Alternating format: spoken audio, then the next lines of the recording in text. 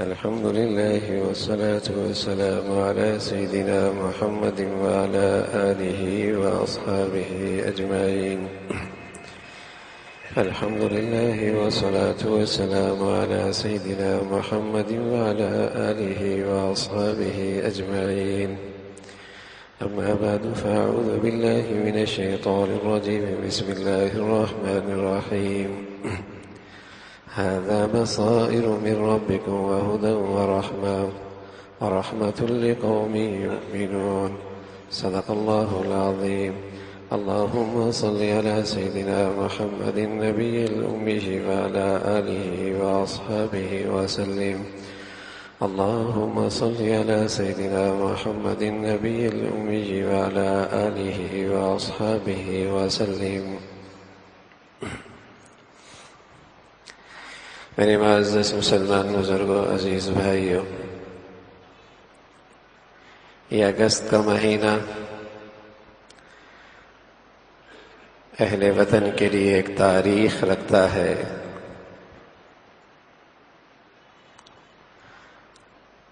مختلف ذہنیت تھی. ایک ذہن یہ تھا کہ اس دن 250 سال کا انگریز کا تسلط ختم ہوا. ایک ذہنیت یہ تھی کہ بر صغیر 2 حصوں میں تقسیم ہوا، اور ایک ذہنیت یہ تھی کہ روئے زمین پر ایک نئے اسلامی ملک کا قیام ہوا.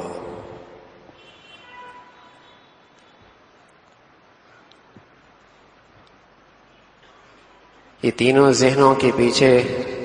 اپنے اپنے مقاصد تھے کہ بہرحال اس مہینے کی اس تاریخ ساز تاریخ میں روئے زمین پر ایک نیا اسلامی ملک پاکستان کی شکل میں وجود میں آیا. مسلمانوں کے ملک کی آزادی اور کسی مسلمان قوم کو آزادی کا ملنا حقیقت میں اللہ کی بہت بڑی نعمت ہوتی ہے. مسلمانوں کا کسی ملک کا آزاد ہونا اور مسلمان قوم کو آزادی ملنا حقیقت میں اللہ رب العزت کی بہت بڑی نعمت ہے.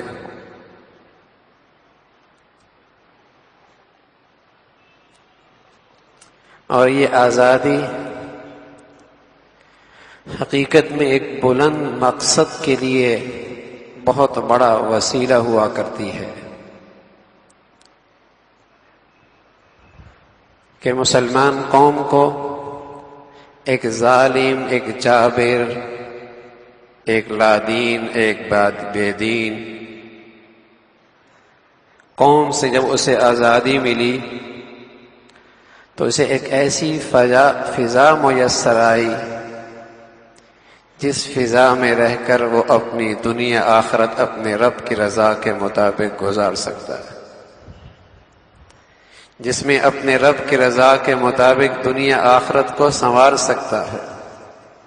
یہ اس آزادی کا بنیادی مقصد ہوتا ہے کہ ایسی فضا مسلمانوں کو نصیب ہوئی ہے کہ اب یہ غلامیت کی زندگی نہیں، اب یہ اپنے سوچ کے لحاظ سے، فکر کے لحاظ سے آزاد ہے کہ یہ آزادی کے ساتھ اللہ کے دین پر عمل پیرا ہو اور اپنی دنیا بھی اپنی رب کی رضا کے مطابق اور اپنی آخرت بھی اپنے مولا کی رضا کے مطابق بنا سکے. یہ اس آزادی کا بڑا ایک مقصد پیش نظر ہوتا ہے. تو اسی مقصد کے پیش نظر آزادی مسلمانوں کے لیے اللہ کی بہت بڑی نعمت ہوتی ہے. تو جس طرح ایک سیاسی اور ایک جغرافی اور ایک سرحدوں کے لحاظ سے مسلمان قوم کو آزادی کے لیے ایک بہت بڑی محنت اور جد و جہد کرنی پڑتی ہے، تو اس آزادی کی تکمیل کے لیے بھی اور اس حقیقی آزادی کو حاصل کرنے کے لیے بھی مسلمانوں کو بہت بڑی محنت اور توانائیاں صرف کرنی پڑتی ہیں. لیکن یہ بدقسمتی سمجھیے کہ وطن عزیز کی یہ آزادی ملی، لیکن مسلمان اس سے وہ مقصد نہ پورے کر پائے جو اس آزادی کا مقصد تھا. ہونا تو یہ چاہیے تھا کہ یہ ایک ادھوری آزادی اب اس کی تکمیل ہوتی، اس آزادی کے بعد حقیقی قدم اٹھایا جاتا اور ایک حقیقی آزادی کی دولت سے فائدہ اٹھایا جاتا. وہ نہ کر پائے. نتیجہ یہ نکلا کہ ظالم جابر کے غلامیت سے نکلے اور یہ بھول گئے کہ اگر اور آگے قدم نہ بڑھایا اور اس آزادی کی حقیقی محنت کی حقیقی آزادی حاصل کرنے کے لیے توانائیاں نہ لگائیں تو نتیجہ یہ ہوگا کہ وہ ظالم ان کے اندر سے بھی پیدا ہونے لگ جائے گا. باہر کی قوم سے آزادی حاصل کی کہ وہ ہمارے ساتھ دشمنوں کا سا برتاؤ کرتا تھا، وہ ہم پہ ظلم ڈھایا کرتا تھا. لیکن جب آزادی حاصل ہونے کے بعد بے فکر ہو گئے تو ان کے اپنوں میں اتنے ہو گئے جو ان کے ساتھ وہی رویہ اختیار کرتے ہیں جو ایک آقا غلام کے ساتھ کرتا ہے اور جو ایک دشمن کے ساتھ کرتا ہے. جیسے اسے ذلیل اور رسوا کرنے میں ایک دشمن کو خوشی ہوتی ہے، ایسے اس کے اپنوں میں اتنے ایسے ہیں جو اسے ذلیل اور رسوا کے کر اسے تفریح اور مزہ آتا ہے. کہ آزادی سرحدوں کے لحاظ سے حاصل تو ہوئی، لیکن جو حقائق آزادی کا اصل مقصد پیش نظر تھا کہ اس کا کردار، اس کی سیرت سازی، اس کے اخلاق اس سانچے میں ڈھلتے جو سانچہ اللہ کا پیغمبر لے کے آیا کرتا ہے. یہ پیش نظر تھا اس آزادی سے کہ قومی سطح پر بھی عوامی سطح پر بھی ایسی فضا بنتی کہ مسلمان آسانی کے ساتھ اپنے پیغمبر کی زندگی میں، اپنے رسول کی زندگی میں اپنی زندگی گزارتا، جس سے اس کا کردار، اس کی سیرت، اس کے اخلاق بلند و بالا اور بالا تر ہوتے، جس سے یہ حقیقی آزادی سے لطف اندوز ہوتا. کیونکہ اگر اس روز پہ محنت نہ ہوتی تو آج محنت نہ ہوئی تو نتیجہ یہ نکلا کہ جو ذہنیت قرآن نے ذکر فرمائی ہے کہ دو فریق حضرت داؤد علیہ السلام کی خدمت میں آئے اور کہنے لگے کہ ایک فریق نے کہا کہ یہ میرا بھائی ہے، اس کے پاس 99 بھیڑیں ہیں، آپ میرے ساتھ انصاف کیجئے، اس ظالم کو دیکھیے کہ اس کے پاس 99 بھیڑیں ہیں، پھر بھی یہ کہتا ہے کہ جو میرے پاس رہی صحیح ایک ہے وہ بھی اسے مل جائے تاکہ اس کی 100 پوری ہو جائے. یہی ذہنیت جب کردار کی محنت نہیں ہوتی، سیرت کی محنت نہیں ہوتی، انسانیت کی محنت نہیں ہوتی، تو پھر اپنوں میں سے ایسے بھیڑیے اٹھتے ہیں کہ جن کی خواہشات کی فہرست ختم ہی نہیں ہوتی.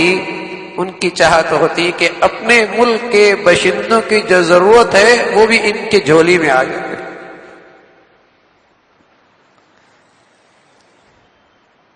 تو یہ ظلم باہر کے ظالم سے آزادی ہوئی، لیکن اندر سے ظالم پیدا ہونے لگتے ہیں، اندر سے ہی دشمن پیدا ہونے لگتے ہیں، اندر ہی ذلیل کرنے والے پیدا ہونے لگتے ہیں، اور وہ قوم آزادی کی حقیقت سے محروم ہوتی رہتی ہے. یہی ہوا، اس ملک کے ساتھ بھی ایسا ہی ہوا کہ اللہ نے یہ ملک عطا فرمایا تھا، اور اس پر تمام مؤرخین کا اتفاق ہے کہ 70 سال پہلے کا وہ دن، اس دن میں مشرقی پنجاب، بنگال، بہار، یو پی، وہاں خون کی ندیاں بہہ رہی تھی، اور یوں لگ رہا تھا جیسے قیامت صغریٰ ہے۔ بہنوں کی عزتیں، آبرو، عفتیں پامال ہو رہی تھی، اور اس وقت بھی ہر مورخ کا اتفاق ہے کہ سارا خون بہنے والوں کی اکثریت مسلمانوں کی تھی۔ لاکھوں کی تعداد میں مسلمانوں نے اس آزادی کے لیے قربانیاں دی، لیکن اس آزادی کا فائدہ اس پر مسلمان نے کتنا اٹھایا؟ کتنی اس حقیقی آزادی سے لطف اندوز ہوئے؟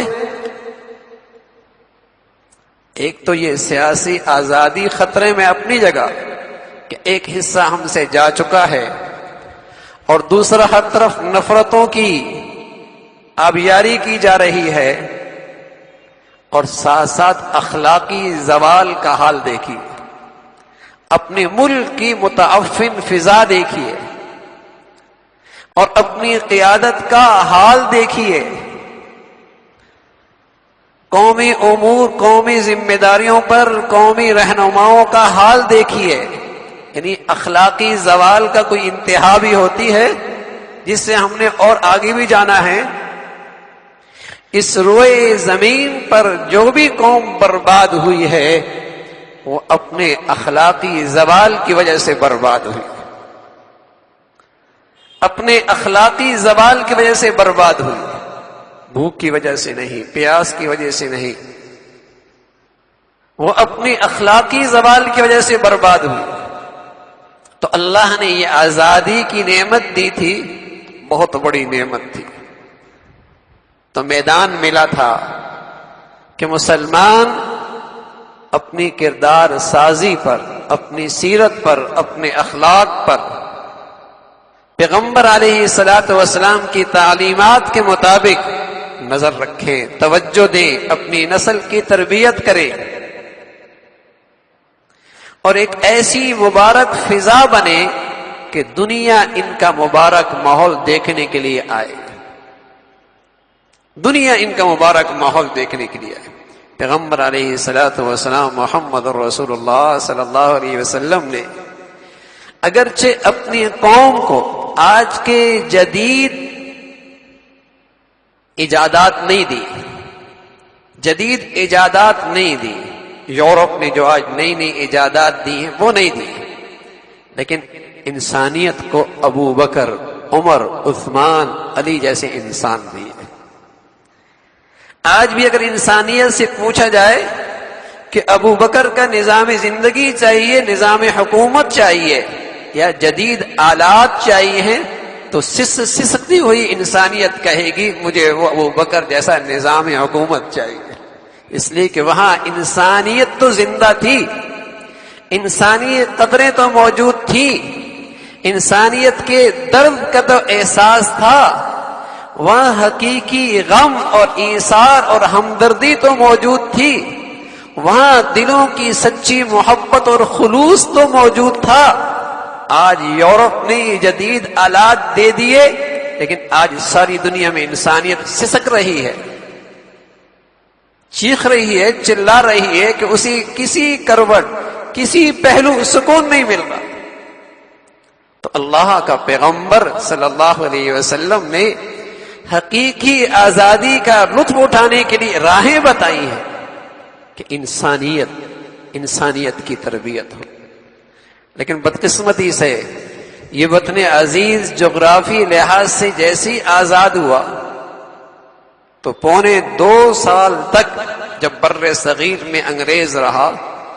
تو اس نے مسلمانوں پر 3 خطرناک بیماریاں مسلط کی ہیں۔ ایک وہ جاگیردارانہ نظام جن کی ان کی اولادوں کو بڑے بڑے یونیورسٹیوں میں پڑھا کر پھر انہیں جاگیریں دی اور پھر انہیں قومی اداروں کی ذمہ داریاں دی، اسے اطمینان ہو گیا کہ اب یہ میرے نوکر اور فرما بردار ہمیشہ میری اطاعت کے مطابق چلتے رہے۔ دوسرے نمبر پہ اس بر صغیر میں وہ فرقہ واریت، دین کی بنیاد پر فتنے، وہ اس بر صغیر میں کھڑے کر گیا۔ اور تیسرا بدقسمتی سے وہ نظام تعلیم کہ یہ کالا اور گورا رنگ کے لحاظ سے جسے کہیں کہ کالا اور گورا ہے، لیکن سوچ اور فکر کے لحاظ سے وہی انگریز ہے، ذہنیت، سوچ اور فکر وہی غیروں کی ہے کہ جس طریقے سے غیر اسلام پر اعتماد نہیں رکھتا، ایسی ان اعلیٰ تعلیموں سے پڑھنے والی مخلوق اگر اس کا نظام زندگی گھر کا ایمان کے مطابق نہ ہو تو اسے بھی اسلامی زندگی پر اعتماد نہ رہا، اس کا یہ ایمان ہی نہ رہا کہ اسلام اس دور کا نجات دہندہ ہے، میرے وطن عزیز کی سلامتی اور بقا اور تحفظ، میری انفرادی اور اجتماعی زندگی کی ترقی صرف اسلام کے طرز زندگی کے اندر ہے۔ آج اس نئی نسل کا اسلام کے بارے میں یہ اعتماد ہی نہ رہا، بلکہ یہ ذہنیت بن چکی ہے کہ اس ترقی کے دور میں اسلام ساتھ نہیں دے سکتا۔ نعوذ باللہ، نعوذ باللہ، کہ اسلام ترقی کے اس دور میں اسلام کے راہ پہ چلنا اپنے آپ کو صدیوں سال پیچھے ڈال دینا ہے۔ یہ اس غلط نظام تعلیم کا اثر ہے۔ جب صدیوں پہلے جبل زیتون پر ایک پادری کی قیادت میں اس بر صغیر میں کام کرنے والی ساری مشینریوں کو اکٹھا کیا گیا تو اس نے ایک خوشخبری سنائی انہیں کہ تمہیں مایوس ہونے کی ضرورت نہیں ہے کہ تم اتنا بڑا بجٹ اس ملک میں خرچ کرتے ہو اور پھر بھی لوگ عیسائی نہیں بنتے۔ ہمارا مشن یہ ہے ہی نہیں، ہمارا مشن تو یہ ہے کہ اس کے باشندے عیسائی بنے لیکن مسلمان نہ رہے۔ یہ سوچ اور فکر کے لحاظ سے یہ مسلمان نہ رہے تو آج ان کا اعتماد اسلام پر متزلزل ہے، کمزور ہے، یہ اسلام کو اس دور کا کھرا سکہ سمجھنے کے لیے تیار نہیں۔ تو بر صغیر میں 250 سال تک جو اس نے حکومت کی ہے تو یہ بڑے فتنے اس امت مسلمانوں میں چھوڑ کر گئے، ایک وہ جاگیردارانہ نظام اور دوسری طرف فرقہ واریت اور تیسرا غیروں کا وہ نظام تعلیم۔ محمد رسول اللہ صلی اللہ علیہ وسلم نے جو انسانیت کی بلند کرداری کا اور اس کی اعلیٰ سیرت اور اخلاق کا جو نظام دیا ہے اس میں بہت بنیادی نظام تعلیم کا ہے، بہت بنیادی نظام تعلیم کا ہے۔ وطن آزاد ہوا تھا لیکن بدقسمتی سے اس آزاد وطن میں ہمارا تعلیمی نظام اپنا نہ رہا، ہمارا نظام حکومت اپنا نہ رہا، ہماری زندگی کا انداز اپنا نہ رہا، اس میں ہم سب غیروں کے محتاج رہے۔ نتیجہ یہ نکلا کہ اس کے رہنے والے آج ہر طرف آپس میں دستے گریبان نظر آتے ہیں۔ آج ہر طرف دستے گریبان دیکھیے، آپ